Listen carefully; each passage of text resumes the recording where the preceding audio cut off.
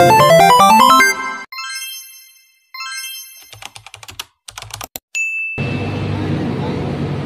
everyone, welcome back to my channel. Yes, this is Nunalot. Yes, finally ay medyo pupunta muna tayo dito sa Baguio. Yay! One day lang naman to overnight kasi ay meron pitwang semester na patapat na May 1, Labor Day, and then si anak na wala ng pasok. So go go go go. Kaya nag-iintay ako at nabili ng pagkain si Mr. ng kopi. So ayan, naglalagay muna tayo ng sugar and creamer. And then, nagtataka lang ako habang naglalagay ako, puno-puno sa akin kay Mr. A kakaunti. Sabi ko, bakit sa akin puno yung pala? Nainom na pala. By the way guys, natanggal yung sintas ko. Sabi ko, Mr. Ikaw nakatirapan ako yung mukha at gawa na aking backpack. Bigat-bigat. Gusto pa makitsetas. Finally, nandito na tayo sa SM Baguio, and then, ayan, dito muna tayong first stop, magpapahinga at magla-lunch. Nakapag-lunch na pala kami dyan. So, nag-iikot-ikot lang kami, pumunta lang kami sa rooftop, dun sa taas, nagpahinga, nagpalamig, kasi 2 o'clock pa ang check-in sa hotel. Mr. Short pic from Europe, from Madrid. Jacket from Europe, from Paris. And shoes, Reebok from Paris, France. And t-shirt from Bench. And pants from Jag. Yeah, say hi. Say hi, Daddy. So, hi guys. Nandito tayo sa loob ng Camp John Hay. So, ito yung pet cemetery, guys. Oh, tingnan nyo. Oh, okay. Ano din pala dito, oh. Nagpapalibing sila ng mga pets. Ayan, rest in peace. Fly high. So, may basura din dito sa Camp John Hay. Tingnan nyo, magtatapon lang. Sala-sala pa.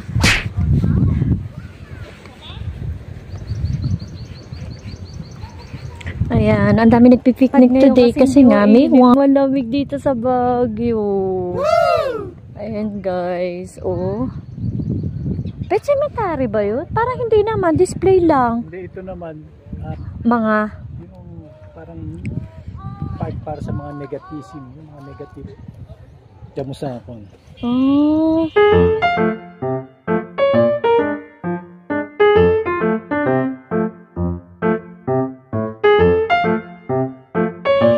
So hi guys, ito yung Hotel Manor, ayan. Ayan yung Hotel Manor.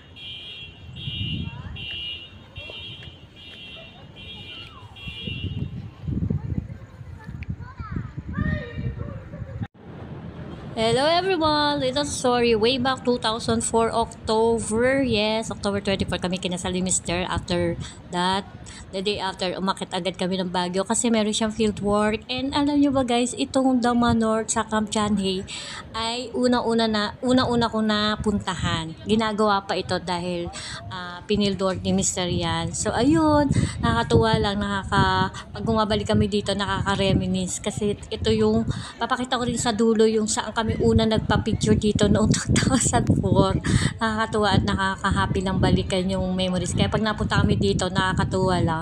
Kasi nababalikan mo yung, ayan, yan The Manor sa Camp John Hay. Yan, yung building na yan yung pinuntahan namin. So, hi guys, nandito tayo sa Camp John Hay. So, ayan yung, alam ko bahay ni Mr. Joel Cruz ng aficionado. Wow. Ayan. Tingnan nyo naman kung gaano kalaki yung bahay. Ayan.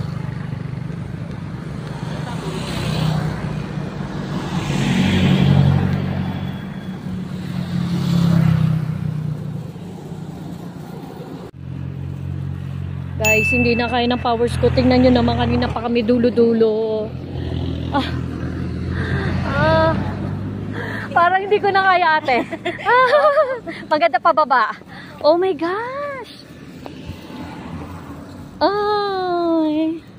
So hi guys, we are here in Golf First Crossing in Camp John Hay. Yeah. And konting push. So, ang aim natin guys, nakapag-exercise na tayo dulo-dulo. Tapos, kaya ganon, hindi kami nag-taxi kasi guys, pumunta kami dun sa Batirol. Sabi ko, exercise na rin. O, diba? Para may serene feels, you know, here in the Camp John Hay. And yeah, There's my sweetheart taking his own reels and photos.